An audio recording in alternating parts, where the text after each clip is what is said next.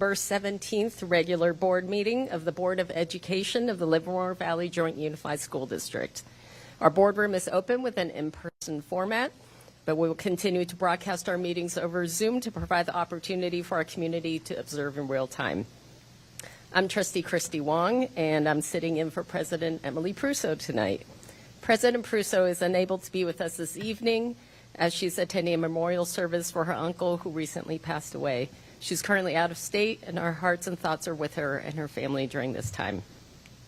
Trustee Craig Bueno has kindly agreed to be our acting clerk for the evening. The Board of Education of the Livermore Valley Joint Unified School District is now convening to open session, and it is 7:04 p.m. This is the September 17th regular board meeting. As president, the meeting's now called to order. We'll start with the flag salute, and our student board members will lead us in the pledge.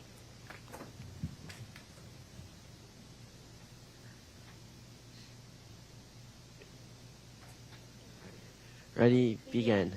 I pledge allegiance to the flag of the United States of America and to the republic for which it stands, one nation, under God, indivisible, with liberty and justice for all.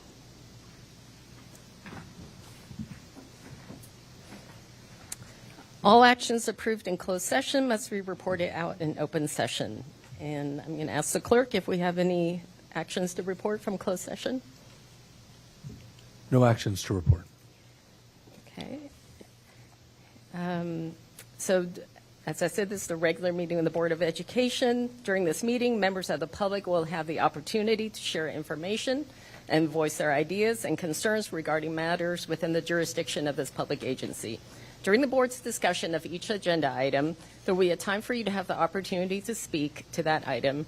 If the topic you want to address is not on the agenda, we encourage you to turn in a tan speaker card. You'll then be called on to speak during section 8.1, communications from the public. If you wish to address a topic that is on the agenda, we encourage you to turn in a blue speaker card, and you'll be called when that agenda item comes up. I'll call your name in no particular order to speak to the board for no more than 3 minutes, unless otherwise noted. As a reminder, our meetings are televised on cable channel 28, Wednesday and Saturday evenings at 7 p.m., and then on Monday mornings at 10 a.m., Friday and Saturday mornings at 9 a.m. Superintendent Gibson, are there any changes to the agenda? There are no changes, but I do want to acknowledge one update to the minutes where we added one word, and that is highlighted and underlined and in blue. So those minutes have just, they'll reflect that. Okay, thank you. And we will now go to 5.1, recognitions. And this evening, we have the recognition of the Real Estate Alliance of Livermore, and I'll call up our Community Engagement Coordinator, Michelle Dawson.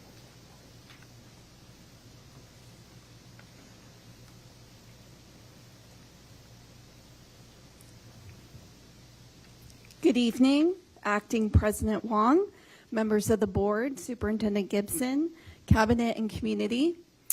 I am Michelle Dawson. I am the Coordinator of Community Engagement, and it is a pleasure to be here tonight to recognize a longtime community partner to our district, the Real Estate Alliance of Livermore, also known as REAL, for their recent contributions to our district's music programs. A few of their members are here tonight to represent the group, and I'd just like to ask them to stand and be recognized. We'll have them come around after. To begin with a little background, REAL is a professional organization of realtors, mortgage brokers, loan officers, home inspectors, title company employees, and other professionals who support the real estate industry in Livermore and our surrounding area. REAL members recognize that great schools contribute to a great community. Many are parents or grandparents of current and former students of ours. They are in the business of building neighborhoods, and so for many years now, they have made it their cause to support our neighborhood schools. Each July, REAL holds its annual summer auction to benefit the students of Livermore. And in advance of that event, I work with our staff to identify areas of need related to student academics, mental health, and social development, and bring those ideas to the real auction organizers who then select one of the needs that they think will most resonate with their members. They've helped us fundraise for Chromebooks during shelter in place, for mental health training and materials coming out of the pandemic, positive behavior assemblies to support sites with their behavior education efforts, and this year, Real raised more than $17,000 to support our music programs. Our hope was that enough funds would be raised to support the music needs at Junction. However, this group is a bunch of overachievers. They raised enough to not only fulfill all of Junction's instrument requests, but also much of Granada's as well. And the great news is that their funding, along with funding from other organizations, will allow all of our schools' music programs to benefit with extra funding this year. So we are grateful for the ongoing support and partnership of the Real Estate Alliance of Livermore, and wanted to take this opportunity to make sure our community is aware of the tremendous impact they've had on our schools and students. So thank you to the Real Estate Alliance of Livermore for continuing to champion public education each and every year. We are incredibly grateful for your generosity and support of your members. Thank you.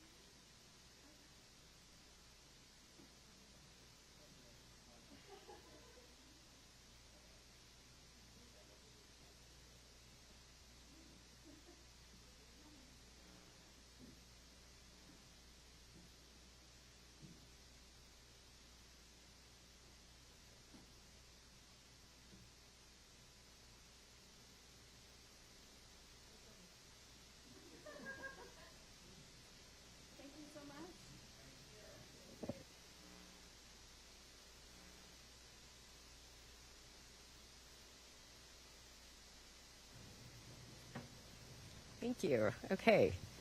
Now we go to 6.1. Our student board member representatives will report on their student activities, and tonight we will start with Addie Hart.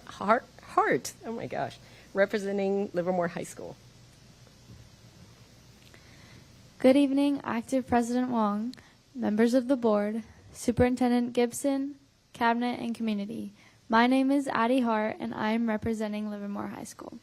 We thank the community for coming out and participating in our Community Service Day. We are in the process of renovating a special education garden behind S1 and S2 dedicated to the late Coach Baswell, who was a long-term paraeducator. We just had our 9/11 tribute football game against Gregory High School on September 13th. All sports teams wore customized red, white, and blue sports jerseys this past week. Several of our athletes participated in the EBAL Sportsmanship Summit held at Doherty Valley, where the focus was mental health. Senior picnic was on Monday at Great Wolf Lodge. I had so much fun going down all the water slides with my friends. Livermore High School won gold for PBIS. We have been reviewing our behavior matrix, our cowboy heroes, and we held an assembly for each grade level to go over code of conduct and school-wide expectations. As a senior, I found this assembly extremely informative. We will have our first Principals Advisory meeting on September 19th, where we will update our expected behavior matrix. This month is Suicide Prevention Month. Our Wellness Center will be holding a tabling event to provide resources for Suicide Prevention Month. We are still looking for donations to renovate our library into a more collaborative and welcoming study space for students. If you are interested in contributing to a great project at LHS, here's your opportunity. Thank you. Thank you, Addie. And now I invite Gabe Benitez for Granada High School. Good evening, Acting President Wong, members of the board, Superintendent Gibson, Cabinet, and community. My name is Gabe Benitez, and I'm representing Granada High School. I'm very glad I can bring some positive updates from Granada High School tonight. Our sports teams are doing great, with our boys' water polo team finishing first and the girls taking third at the Rockland tournament. In wrestling, our girls team had the highest GPA in the state this past year, boasting a 3.92 cumulative GPA, making them CIF state academic champions. The new Granada Matadors app is live on Android and iOS, where you can find team schedules, rosters, purchase tickets, and buy merchandise. On the 10th, our flag football team took on Livermore in what was a great game, with Granada coming out on top. Despite the 2-week heat wave recently, teams were adjusting their practice schedule to keep team members safe. Next, homecoming skits are already underway, plus the highly anticipated homecoming dance on Saturday and Friday's football game against Berkeley High, where we will have our annual alumni barbecue as well. Lastly, our campus safety drills were incident-free, with our campus ready should eventualities arise. So with all that, it's a great time to be a Matador. Stay classy. Thank you, Gabe. And now we move to 7.0, Employee Association Reports. And I'll invite up Amy Thompson, President of LEA. And I also see Vice President of LEA, Tara Lutz.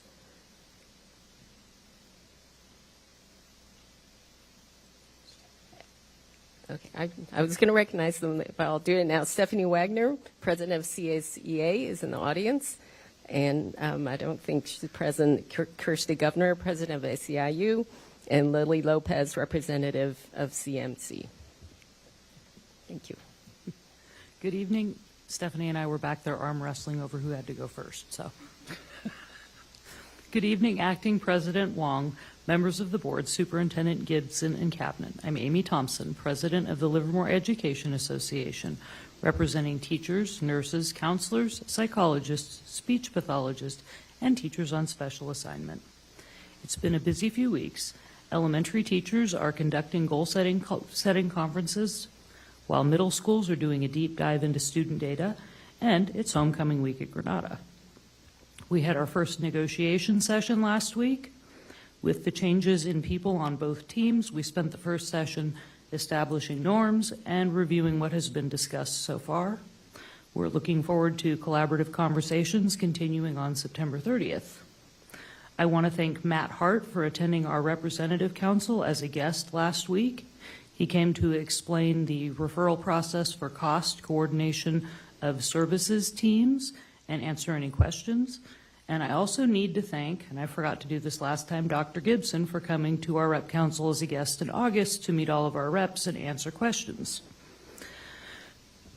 LEA and our district are working together in establishing a committee to evaluate the new high school block schedule. I'm sure we all remember the drama from a couple of weeks ago, and so trying to head off anything else and get a committee going in anticipation. I am interested in the presentation of the unaudited actuals this evening. From a quick glance, I can see that our ending fund balance is about $11 million more than what was projected. And when we couple this with the $6 million in planned cuts, I think our budget should be looking good, though I'm not sure if the cuts were implemented. From Ms. Mankey's enrollment and staffing report, it appears that 21 LEA positions were cut, which would be approximately $2.8 million in savings when we include benefits and salaries. So I'll be interested to hear where we're standing on that. And finally, I have to say that I really appreciate board agendas now include both the presentation and the data used to make for the background. I think this is a really good step toward transparency. Thank you. Thank you. And coming up here is Stephanie Wagner, President of CSEA.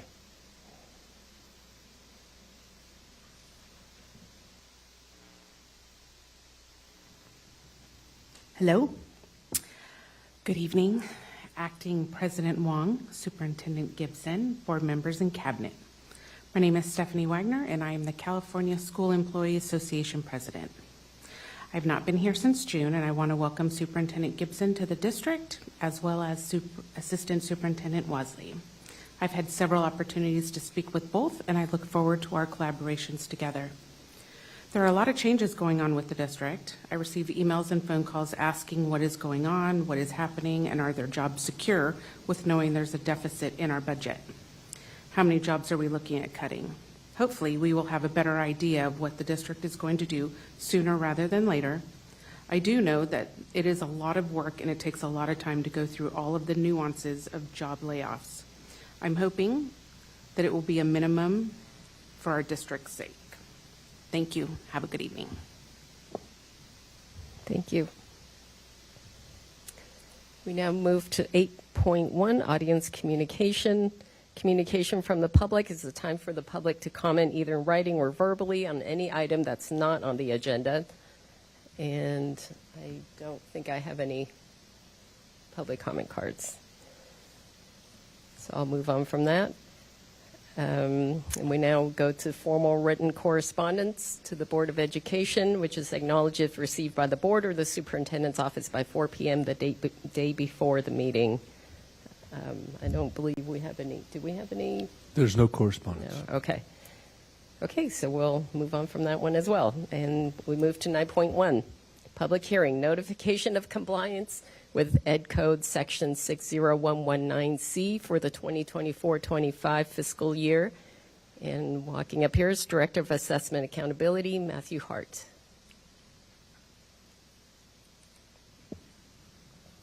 Good evening, Acting President Wong, members of the board, Superintendent Gibson, members of Cabinet, and members of the audience. I'm Matthew Hart. I'm the Director of Assessment and Accountability, and here to talk about the sufficiency of our instructional materials for this school year. This stems from something that we call the Williams Act. This was actually born from an issue within the Bay Area. Students out of the Oakland School District went forward legally, and that resulted in case law and education law that says that we need to have facilities for students that are safe and in good repair, that we need to have sufficient instructional materials, and that students need to be taught by credentialed teachers. So the Williams Act or Williams audits basically check us to see whether or not we are complying with that law. Sufficiency is measured, I'm going to read this, by determining that each and every pupil, including English learners, has a standards-aligned textbook or instructional materials or both in the 4 core subjects to use in class and take home, regardless of whether or not homework is assigned, but it does not mean 2 copies of materials. So we actually hold ourselves to a higher standard than that, but Williams Act checks for this at a basic minimum. Oops, I skipped, there we go. This was later on expanded to include health and world language classes, as well as the availability of high school laboratory science equipment. We get audited on, are there sufficient lab materials in order for students to have a UC lab class.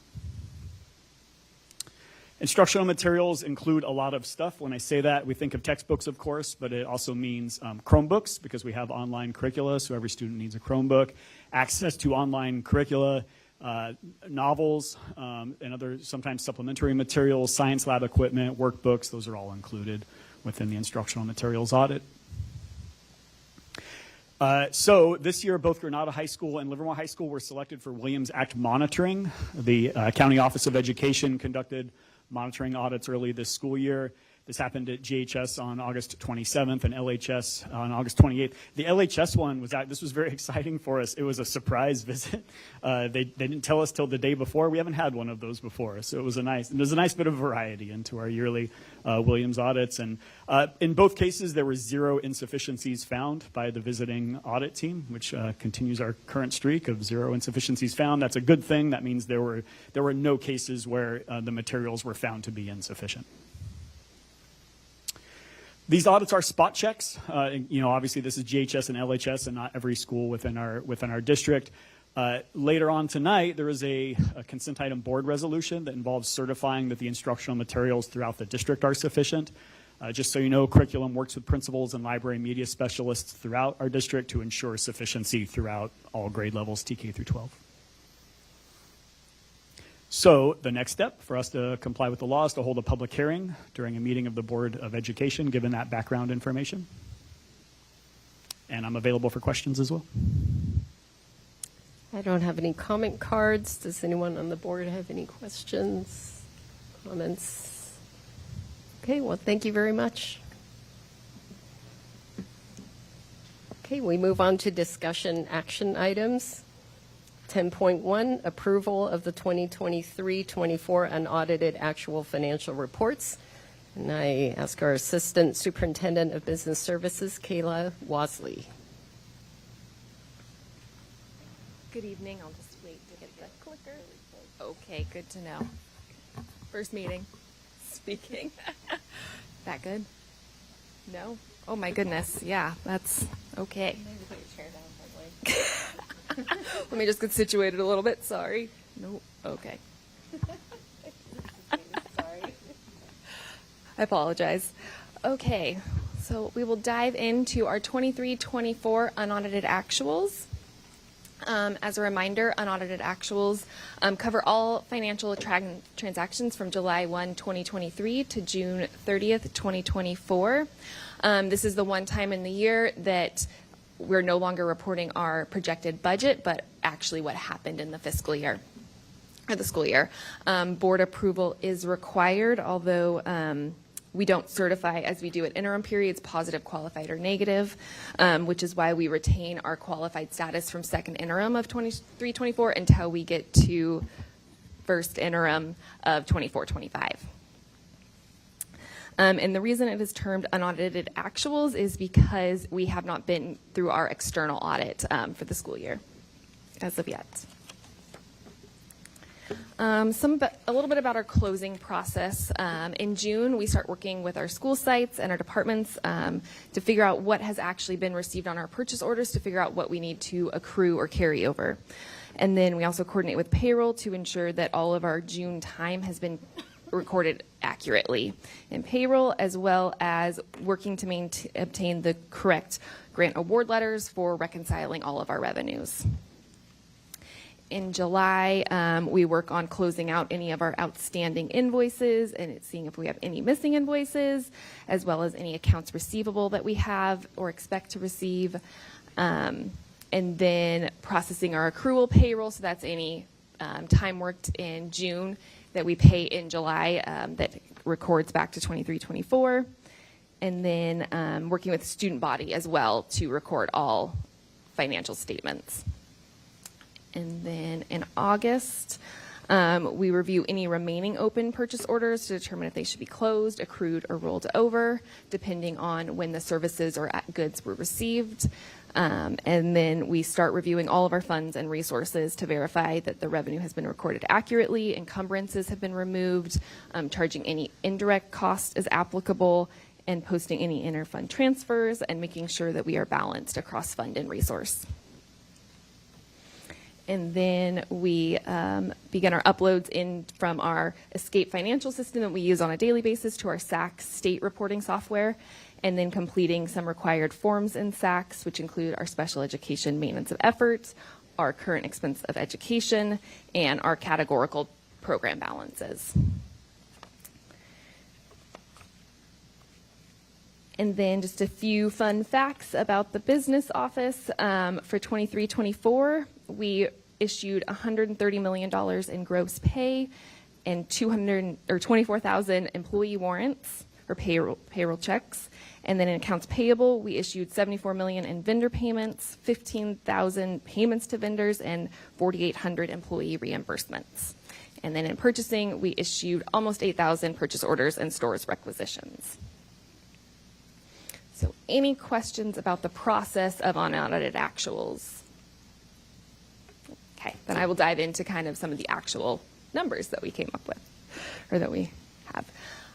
So for 23-24 revenues, 74% of our total revenue in Fund 01 came from LCFF, and then 2% came through parcel tax, and then 11% in other state revenues, 3% in federal revenues, and 9.5% in other local revenues.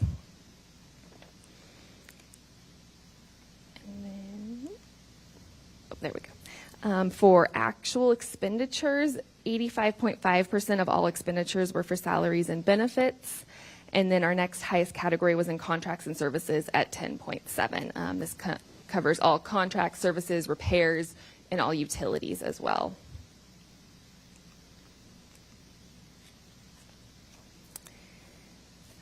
So some revenue highlights. LCFF really did not change from our third interim budget that was presented in May to our unaudited actuals. There was a difference of $743. Federal revenues, we recognized almost $1.9 million less in federal revenue due to unspent categorical funding that you only recognize that revenue when you have expended the revenue, and so that funding will carry forward to 24-25 and be recognized as revenue as we plan to spend it. Some areas of funding that were underspent or unspent were Title I, Title II, Title IV, Title III, as well as some other grant programs, our school-based mental health services, a Latinx grant that is for adult education, and a magnet grant.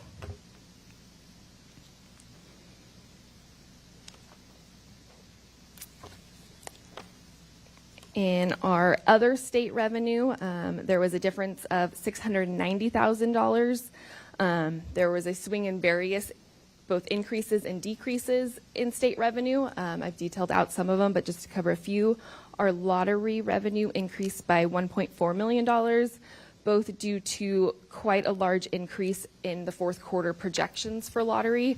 Lottery typically maintains the same projection all year until you get to the end of the year and you receive your fourth quarter in September, actually.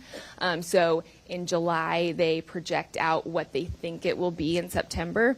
So that can have a large swing, as well as some prior year adjustments. There's a portion of that that is restricted, and that money will be going towards our social science curriculum adoption. And then we also had an increase in one-time funding from 22-23, and those are to the Arts Music Instructional Block Grant and the Learning Recovery Block Grant. As a reminder, those two sources of funding, we were given them in 22-23, and then at the end of 22-23, they changed the funding amount of both of those, and so there was some variation of what was actually recognized in 22-23 and then carried forward and recognized as revenue in 23-24 as the state provided the actual funding amounts in the 23-24 school year after they recouped some of those funding that they had originally given. We also had an increase in our transportation reimbursement. We received a new source of funding that was a preschool cost of care funding. And this will likely be transferred to CAPE because we have a contract with CAPE that all of our California State preschool contract funds go to CAPE to implement the preschool program. And as this is a portion of funding that's received in addition to our CSPP grant, I believe that's where this money will end up going. Right now it is sitting in our ending fund balance. We also had unspent UPK planning and implementation grants, which is for our implementation of TK, and that will be carried over to 24-25. And it will also be recognized as revenue because that is an unearned revenue source similar to federal revenue. And then we also have unearned revenue in our partnership grant as well as our strong workforce. And then some other decreased funding, we had our STRS on behalf contribution was $738,000 less. This is a paper entry where the state contributes to our STRS pension on behalf of our teachers, and so the state has us recognize that contribution both as a revenue and as an expense each year. And then our mental health revenue was about $63,000 less, as well as our early intervention grant.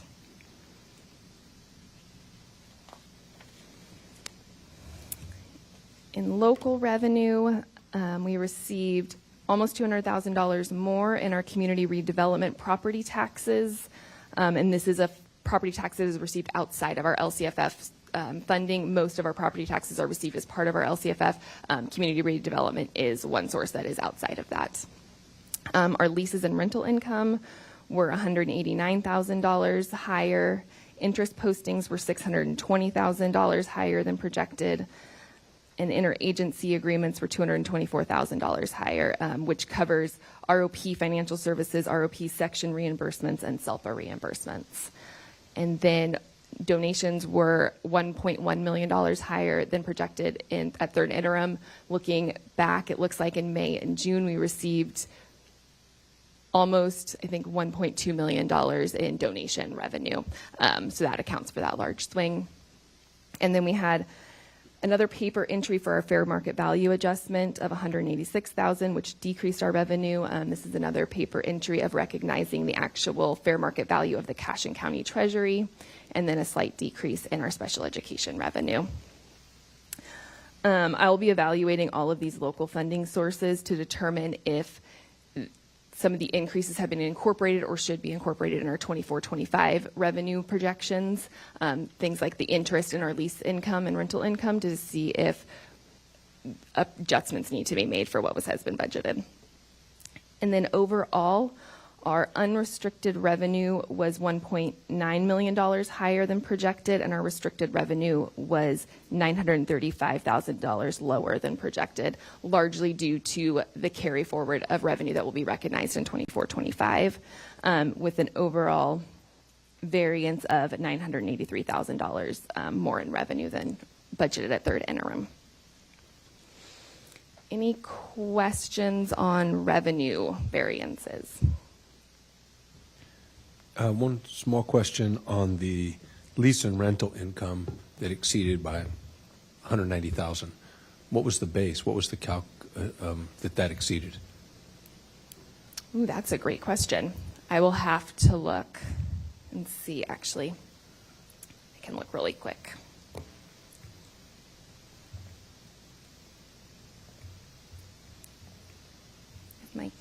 I'm simply wondering if it's a small difference or if it's a large difference based on what was actually budgeted. Let's see. Let me just get to the right page of the Fund Form 01.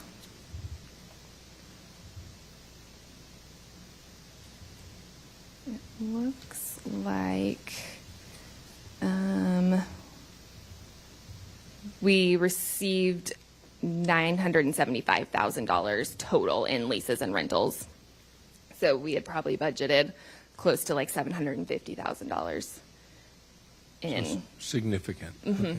All right, thank you. You're welcome. I have a quick question. You said we have some unspent categorical funding that'll carry over to 24-25. Do we have any that we won't be able to spend before they expire?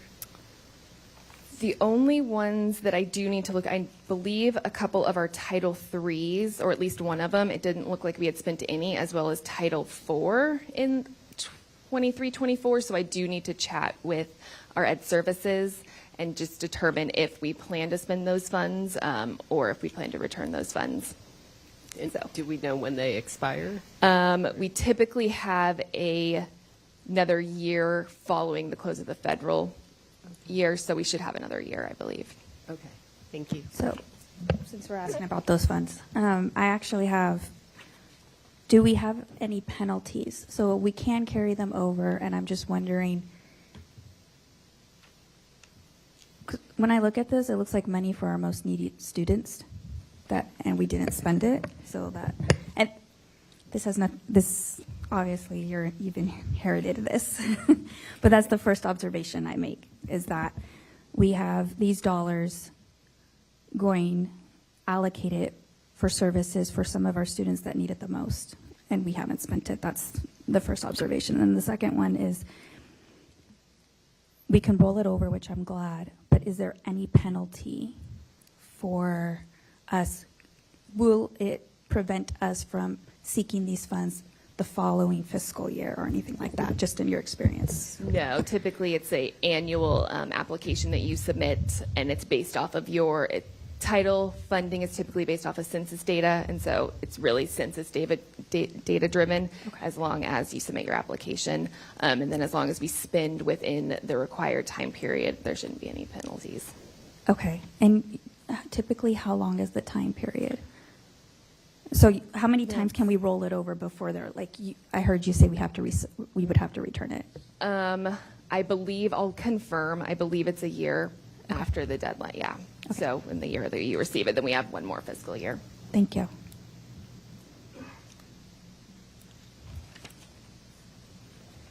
Any other questions from the board?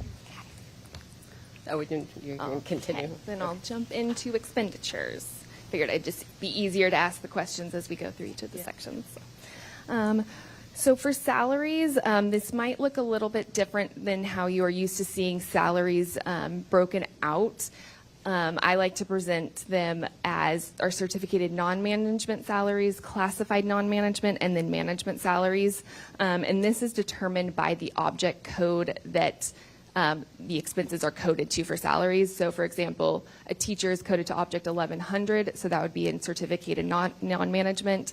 And a principal would be coded to object 1300, so that would fall into the management category. So it's all dependent on how that expense was categorized in our financial system and rolled up into SACs, just to get a better idea of what's going more to our school sites versus management.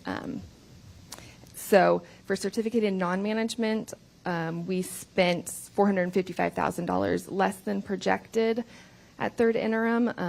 $266,000 was actually higher in our regular wage salaries, hourly pay, and stipends, and then our substitutes were $195,000 less, and then we had some pupil support salaries that were budgeted in some of our grant funding that was unspent of $486,000, and that will be part of the grants that will roll forward into 24-25.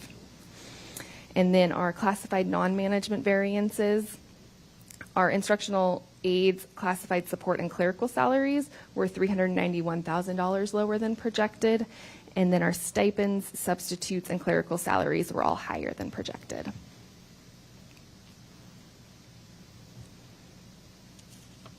And in management, the salary variances, our classified management salaries were $73,000 higher. This was largely due to restricted funds such as ELOP having higher classified management salaries than projected. And then we did have vacation payouts of $14,000.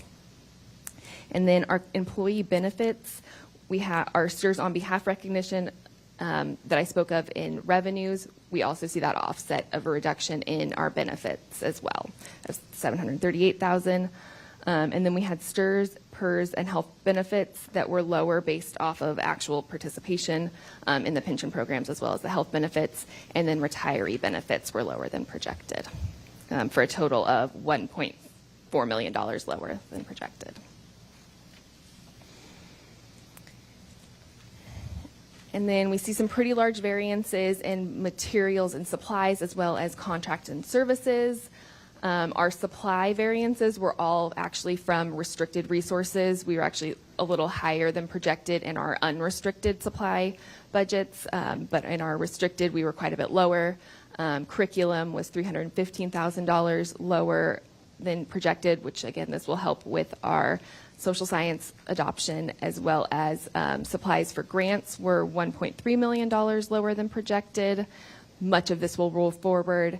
And then supplies for donations, based on the donations that have been received, was $3 million lower than projected, and these will also all roll over into 24-25. And then equipment was $275,000 lower than projected. For contracted and services, there were a range of variances, both from unrestricted and restricted sources.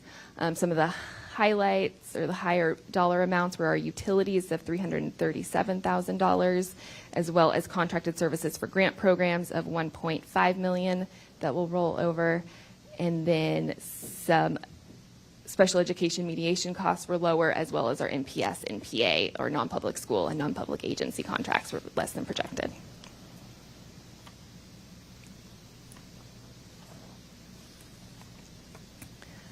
Our capital outlay did not vary largely from third interim budget. And then our other outgo, we did have a higher than projected ADA transfer to our SELPA. So how this works in LCFF is the county program ADA is allotted to the school district, and then an automatic transfer occurs through LCFF funding, which withdraws the funding back to the county office, to the SELPA. And so that transfer was higher than projected. And then our transfers to Tri-Valley ROP were $39,000 lower than projected. And our indirect charges from other funds were also $43,000 lower than projected, largely due to lower spending in some of our other funds than projected. And then overall, our unrestricted expenditures were $662,000 lower than projected, and our restricted expenditures were $9.3 million lower than projected, for a total overall variancy of $10 million. Any questions on expenditure changes? You know, there was a lot in there.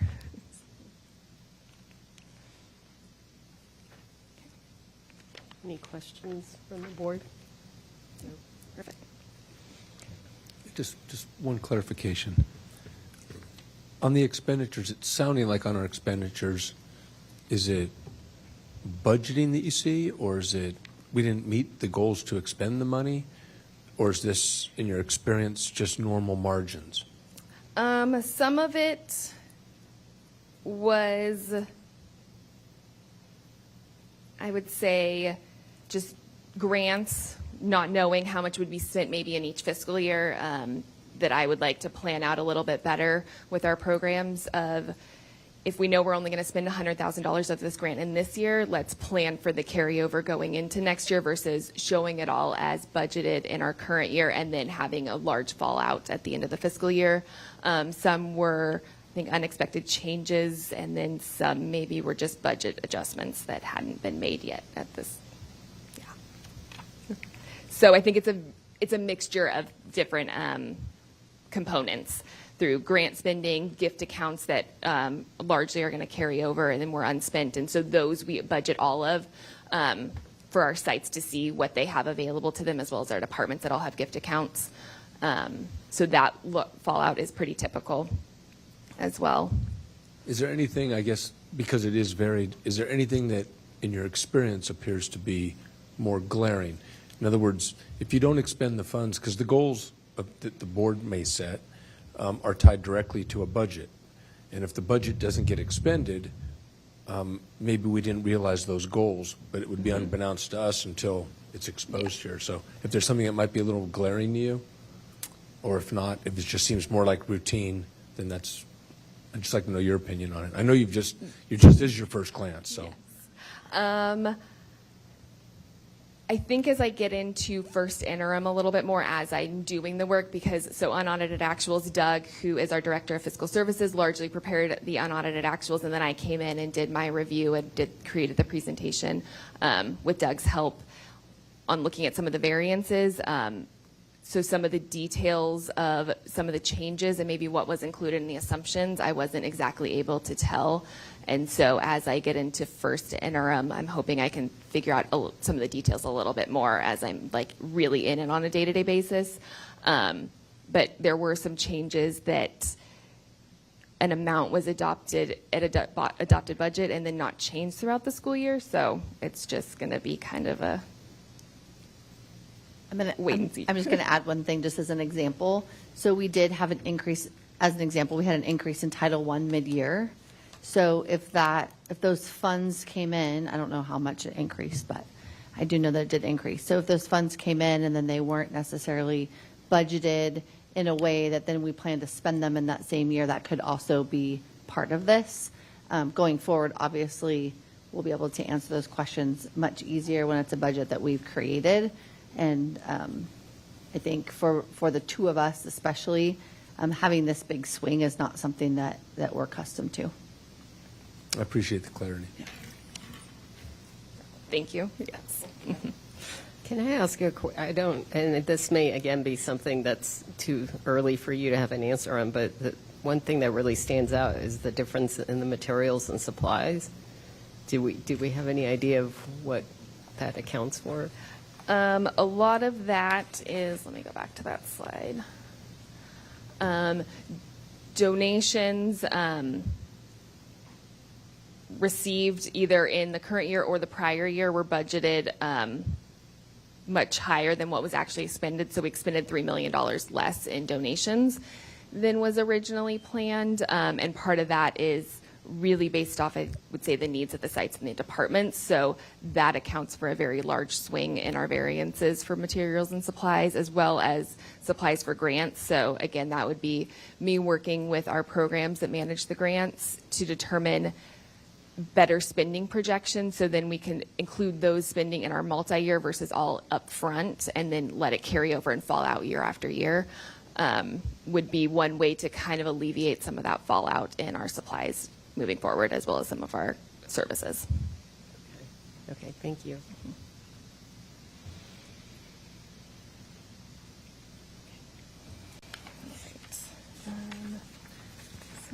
Now I'll go into our changes in fund balance.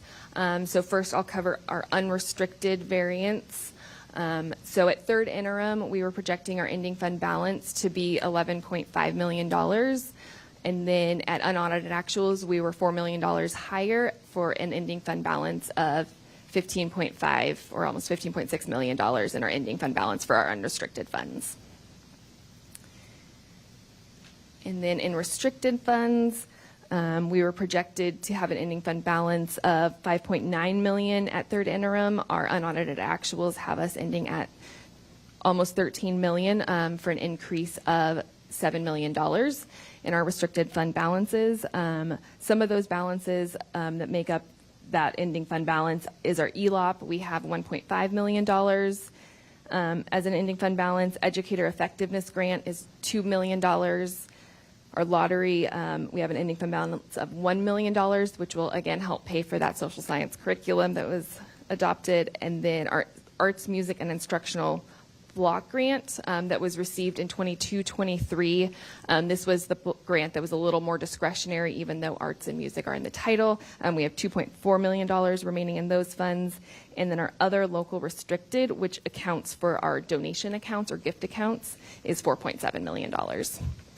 So the majority of these funds are reserved for truly restricted purposes. The one balance that we really have some flexibility on is our arts, music, and instructional block grant. And then so for our combined ending fund balance totals, we were projected to have an ending fund balance of $17.5 million. And then our unaudited actuals, it has us at $28.5 million for an increase of $11 million to our ending fund balance from projections. And then to review more of our unrestricted ending fund balances, we have our restricted ending fund balance of almost $13 million, and then our reserve for economic uncertainty is $6.2 million, and then we assigned the remaining $9 million for our projected deficit spending in our multi-year projection based off the adopted budget.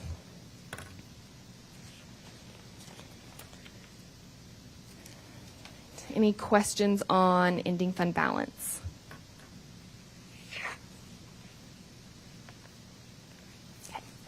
And then I have a slide here with our ending fund balance in all of our other funds. So we have our student activity fund, our adult education, child development, cafeteria, our foundation special revenue, which is our scholarship account, our building fund, which is our bond account, our capital facilities, our developer fees, county school facilities fund, which is our state reimbursement of facility funding, as well as our special reserve for capital outlay and our bond repayment fund and our self-insurance fund.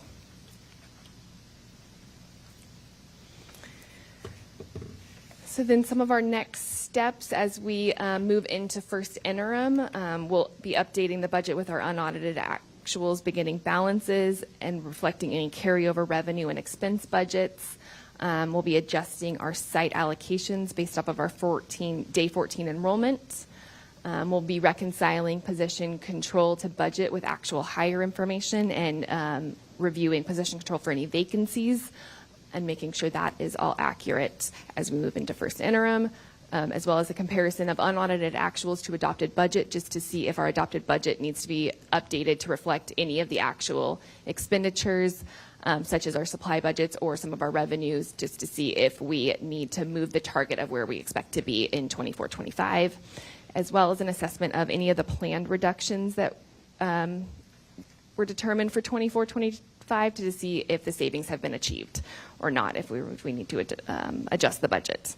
And then we'll be working with our auditors in October to provide all of our required documentation for our final audit, which will be completed by December 15th. And then we'll have first interim budget presented on December 10th. And then it is the superintendent's recommendation to approve the district's 23-24 unaudited actual financial report as presented. And any other questions? Well, thank you. Thank you. And welcome to the dais. This is an action item, so I will entertain a motion. Acting President Wong, I move to support the superintendent's recommendation to approve the district's 2023-2024 unaudited actual financial report as presented. Is there a second? Second. Is there any discussion on the motion? Okay, I ask the clerk to please take roll. Trustee Guzman. Aye. Trustee Druin. Aye. Myself, aye. Acting President Wong. Aye. Motion carries 4-0 in the absence of President Prusso. May I just interject quickly before we move on? I would like us to go back to item 9.1. 9.1 is the public hearing notification of compliance with Education Code Section 60119C for the 24-25 fiscal year. Mr. Hart did do that presentation. I'm going to ask our lovely IT to pull that back up for us. I don't think we did a public hearing. So I just want to make sure that we cover all the bases and we open the public hearing, close the public hearing, and then we can move on. Okay, Yes. thank you. Yes, thank you for that. So now open the public hearing. Yes, for this item, yes. Do I Yep, use Yep. read gavel. what the item is? Yep. There are no. Oh, no gavel. Okay, cards. well, we open the public hearing. And we close the public And hearing. we wait. Is there any comment by the public? Perfect. We will close the public hearing. Okay. Now we may move on Okay, formally. Thank you. Thank you for that. I just want to help. make sure that we're compliant. Yeah. Thank you. Sorry. Okay, are we ready to move to 10.2? Yes, we are. Okay, approval of provisional internship permits. And I invite up our Executive Director for Human Resources, Amy Robbins.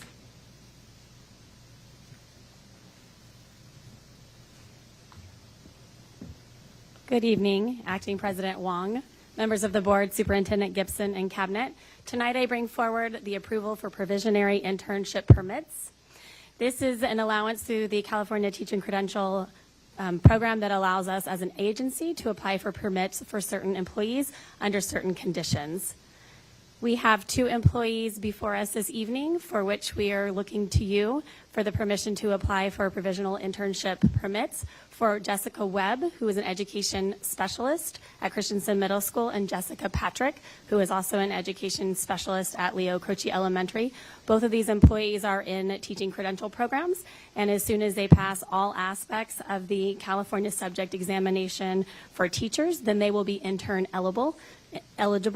And so in the meantime, we will be, pending the outcome tonight, submitting for provisional internship permits for these 2 employees. An education specialist or for special education classes, and they will be teaching our special needs students at these 2 schools. And this is a hard to fill program, and that we will be applying for them in the areas of mild to moderate. With that, it's our superintendent's recommendation to approve the request to apply for provisional internship permits for the employees listed here within. Any questions? Trustee Druin? I just want to say I think it's exciting that there's only 2 names on this list, because essentially this means that we have to try to, it means that everyone else is ready to go, certified, and I think that speaks a lot to the retention efforts that we have to keep highly qualified teachers in the district, that we just have 2 that we have to pull in for these hard to fill positions. So good job, everybody. Any other questions? Okay. I'll entertain a motion. I move in support of the superintendent's recommendation to approve the request to apply for a provisional internship permit for employees Jessica Webb at Christensen Middle and Jessica Patrick at Leo Croce Elementary. Second. Is there any discussion on the motion? Okay, I ask the clerk to please take roll. Trustee Guzman. Aye. Trustee Druin. Aye. Myself, aye. Acting President Wong. Aye. Motion carries 4-0, and with the absence of President Pruso. Okay, we move to 10.3, approval of proposed Human Resources Department organizational changes to include an additional 2.0 FTE. And I ask our Assistant Superintendent of Administrative Services, Kelly Mankey. Thank you. Good evening, Acting President Wong, Superintendent Gibson, members of the board and cabinet. Tonight I'll present the proposed HR department organizational changes and ask for your approval of an additional 2.0 FTE.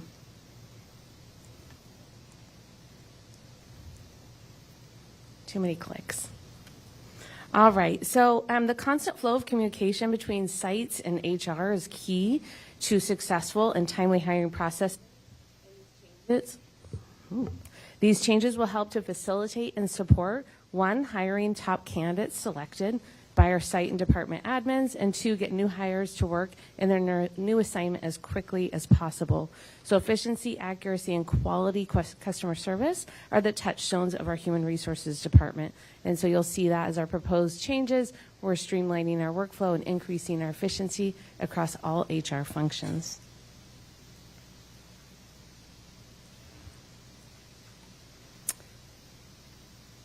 Human Resources has managed to work through challenges posed by an ongoing vacancy in the HR department with an HR specialist position, and previously backfilled a resignation at HR supervisor with a senior HR specialist by filling a vacancy and alleviating bottlenecks at the processing level, as well as adding a layer at the supervisory level to help support the overall administration of the department and provide hands-on support with directing and facilitating workflow. This reorganization aims to alleviate bottlenecks and achieve balance. So we're looking at a human resource supervisor, 1.0 FTE, effective this school year. An HR specialist position, which is a vacancy, effective this school year. And a title change of executive director of human resources to director of human resources, effective in the 25-26 school year. You have an organizational chart in front of you. I know it's hard to see. You have a little copy there, but it shows you the structure in which we'll be looking at our organization. So the proposal, you can see there in blue in the middle, is that reinstating the HR supervisor position, and then the vacancy that we have had for quite a while now is an HR specialist position. You'll also notice the cross out of the executive director position. This is a change as proposed for the 25-26 school year.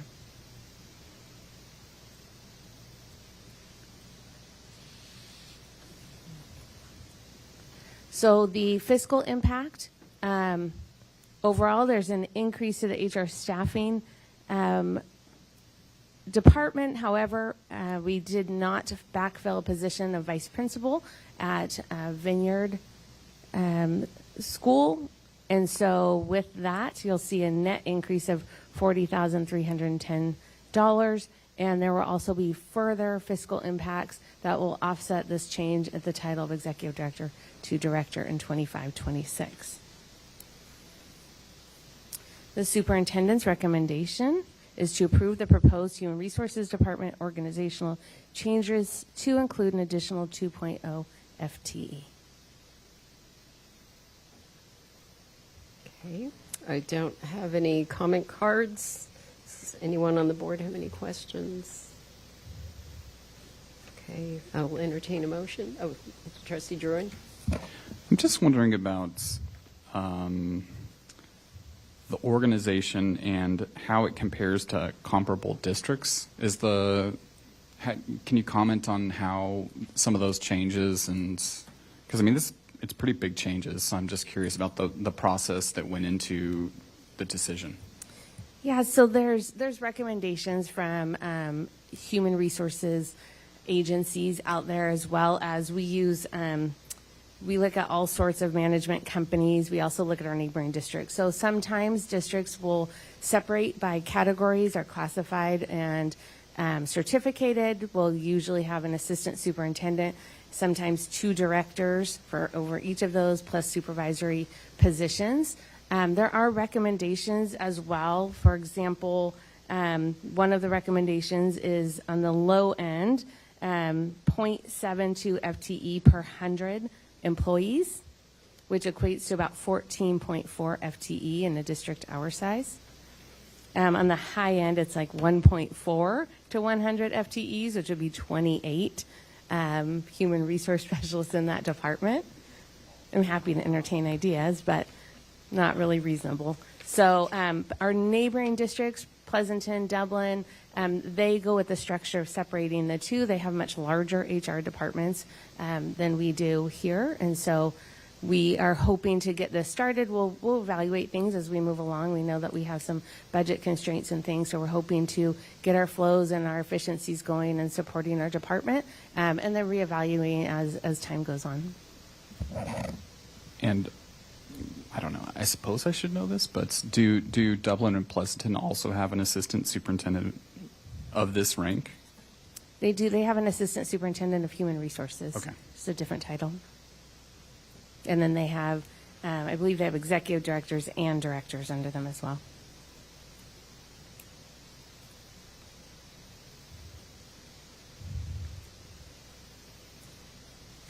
Okay, any other questions?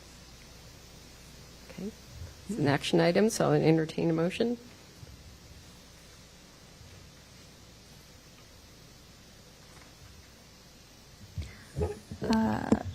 I have one clarifier. Just on the slide, this particular slide doesn't, normally it says superintendent's recommendation. You said I it know. verbally, but it doesn't say that on here. Yes. But it is the superintendent's It recommendation? is the superintendent's recommendation. Acting President Wong, I move that we go with the superintendent's recommendation of the approval of the proposed Human Resources Department organizational changes to include an additional 2.0 FTE. Or second. Second. Any discussion on the motion? I ask the clerk- Just one clarifier on the motion. It says additional 2.0 FTE is as specified in the presentation. That won't alter, correct? What was the last paragraph? It's not just 2 FTEs, it's 2 FTEs as specified. Correct. Okay. Yes, the identified ones in blue in your org chart. So it's the reinstatement of the HR supervisor and filling the vacancy. The vacancy was closed, and so we're reinstating that vacancy, and that's why we put it on here in blue. All right. Thank you.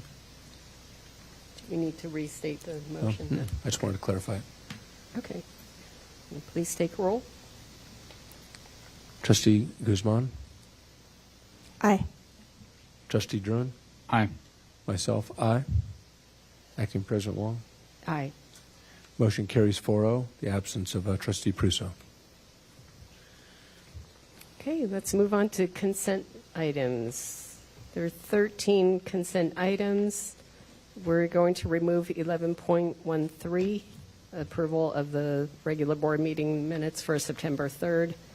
So removing that one. Thank you. Does any board member wish to remove another item for separate discussion? Okay, does anyone wish to discuss this item further, any of the consent items?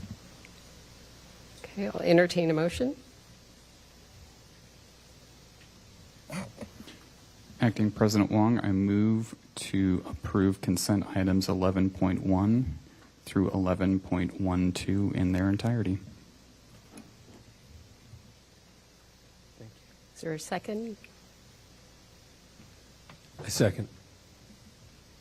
Okay, is there any discussion on the motion? Ask the clerk to please take roll. Trustee Guzman? Aye. Trustee Druin? Myself, aye. Aye. Acting President Wong? Aye. Motion carries 4-0, the absence of Pruso. Okay, move to 12.0, consent items, resolutions. There are 3 consent items, 3 resolutions on the agenda this evening. Does any board member wish to remove an item for separate discussion and approval? Anyone want to discuss any of these items? Okay, I'll entertain a motion. Acting President Wong, I move that we approve consent item resolution number 007-24/25 through 009-24/25 in their entirety. I second. Okay. Ask the clerk to please take roll. Trustee Guzman? Aye. Trustee Druin? Aye. Myself, aye. Acting Pres Wong? Aye. Motion carries 4-0. Absence of Pruso. Okay, 13.0, consent items removed for separate discussion. 11.13, the approval of September 3rd, 2024 regular board meeting minutes. We added one word that was missing in my board report. I mentioned attending a presentation at the Livermore Public Library on media literacy, and it was recorded as literacy. So we've added the word media to it. And in the absence of Trustee Druin at that meeting, only 3 of us will vote on this item. Does anyone wish to discuss? No. Okay, I'll entertain a motion.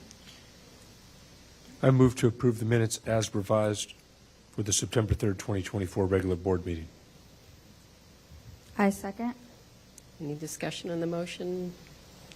Okay. Trustee Guzman? Aye. Trustee Druin? Abstain. Myself, aye. Acting President Wong? Aye. Motion carries 3-0 with the abstention of Druin and the absence of Pruso. Okay, 14.0, board member reports. And we'll start with Trustee Guzman. I will go ahead and pass it on to the next trustee. Okay, Trustee Druin. Sure. I visited Lawrence Elementary School with President Pruso and Superintendent Gibson, as well as some other fine district office people, in celebration of Diana Albornoz, our County Teacher of the Year. ACO, just for the rest of us, ACOE's 35th Annual Teacher of the Year Award Ceremony is Thursday, October 3rd, and is taking place at the Castro Valley Center for the Arts. And of course, it's a Thursday, which is when I always teach. So I will not be able to attend, but I was happy to be there. We had a film crew, took pictures. It was really awesome. So congratulations to Ms. Albornoz. I also attended the first LGBTQ+ roundtable. We discussed our goals for the year and divided into subgroups to address specific tasks. And I sat in on the hiring panel for the new assistant superintendents of curriculum and instruction. I was pleased by the diversity of perspectives represented on the hiring panel, including staff, teachers, administration of varied levels, and the school board represented by me. Thank you. Trustee Bueno. I got to spend some time for one of the reasons that I got on this board. It was just kind of a give back to the Livermore Public Schools. So I got to go out and work with one of my sons, kind of be with him, like my grandkids out there. He's doing his final fellowship in auxiliary maxillofacial surgery, and he'll be coming back to the community here in a few months. So it was kind of nice. Also, I'd like to let folks know, and we're all aware that coming November, we've got an election, and there's a lot being said at the national level. But what we've enjoyed in this community for a very long time, although I've only been here for 40 years, is we've had a high degree of civility. And so as the discussions and the campaigning take place, both at the national level and our little school board, that we maintain what we always have out here. And I think we're very unique, and we should appreciate that we have the right to vote and respect it and maintain civility and have open discussion so we can get good candidates for this board so that we can do good things for the students of Livermore. Thank you for that. I have 3 things to report. One is my family and I participated in Community Service Day at Granada.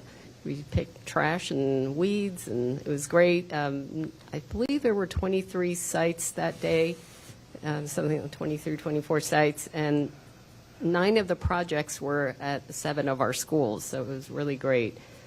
We had our second policy committee meeting of the year already, and I want to thank Tracy Christmas and the rest of the committee for their hard work. We'll be doing a lot this year. And then I just want to remind the community that on Thursday at 6 p.m. in this room is the School Board Candidate Forum, so please come and watch, or you can watch from home. It'll be live streamed, and meet your 6 candidates for school board. And now we'll move to 15.0, Superintendent's Report. Thank you. Good evening. I also want to report out quickly about the Community Service Day. I was able to attend in the morning at the Mason Park for the unveiling of the communication boards. If you have not seen those yet, they are a Rotary project. They're very exciting. So it's students who are nonverbal autistic. It gives them a way to be able to communicate both with other students and children, as well as with adults who are there playing in the park. It's a very exciting joint project between Rotary, LARPD, and the school district, as well as our local SELPA. So that was a wonderful event. We had quite a few of us out there for that unveiling. We had our first PCIC meeting last week. Very exciting. We had parent reps from every school site in attendance. Most of those who participate and are nominated usually sit as their PTA or PTO president. Really, the only requirement is that you have to be a parent of the school that you're representing. And so it was a wonderful time that we did a big roundtable. We were here for 2 hours, and we will start then doing more formal trainings and other types of discussions every month with that particular group. So it was a wonderful, wonderful place to be, and great to meet some of the parents. As you heard earlier from our leadership, our negotiations leadership partners, we are deep in starting to meet and getting to know each other and really setting the stage. We're excited to move forward with all of our union groups and really get that work done so that we can move forward. We know that there are some topics that right now we have to kind of hold back on with our budget and some of those other functions, but we are having great conversations around the articles that we can continue to work on during the fall time. And then last but not least, I want to comment, and I know that one of our student board members brought this up, but I want to recognize our schools who received PBIS recognitions. We had multiple schools that received a gold award and some with silver award. The gold award sites are Altamont, Saco, Christensen Middle School, Smith, Jackson, Junction, Croce, Maryland, Rancho, Sunset, Mendenhall, Livermore High School, and Del Valle. And the silver, and I'm trying to pull up the list here so I can tell you what they are. The silver are East, Lawrence, and Vineyard. To receive a gold award, they had to demonstrate 70% fidelity of Tier 1 practices, 70% fidelity of Tier 2 practices, a submission of an academic or behavior Tier 2 intervention with adequate progress monitoring and a response to intervention. They had to have an action planning at Tier 1 that focused on equity or mental health as it aligned with the program itself. They had to have action plans for Tier 2 that is also aligned with the program, and a current amount of evidence-based practices observed on their final walkthrough. So congratulations to our sites for the gold awards. And then silver, they had to do very similar things, not quite as much to get there, but I know that schools will continue to move up. 70% fidelity on Tier 1, observations of evidence-based practices of their formal walkthrough, and action planning of Tier 1 focused on equity and mental health. So we're very excited as we continue that work with our PBIS sites and our mental health support for all of our students and staff. And I think that's it. Thank you. Okay, with no further business, I adjourn this meeting at 8:17 p.m. Join us for varsity football action this fall. We'll be covering the Amateur Valley Dons, the Foothill Falcons, the Livermore Cowboys, the Dublin Gales, and the Granada Matadors. Catch it all on TV 30, your connection to Tri-Valley High School sports. Watch the latest Dublin School Board meeting right here on TV 28.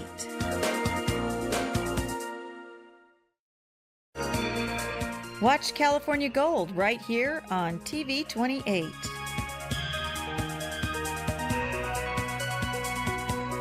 Protect your legacy. Visit ready.gov/plan today for the tools and tips you need to protect that legacy.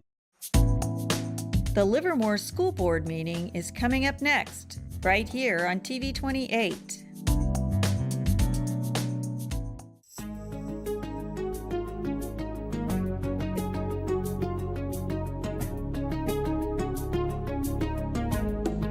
Good evening. This is the September 17th regular board meeting of the Board of Education of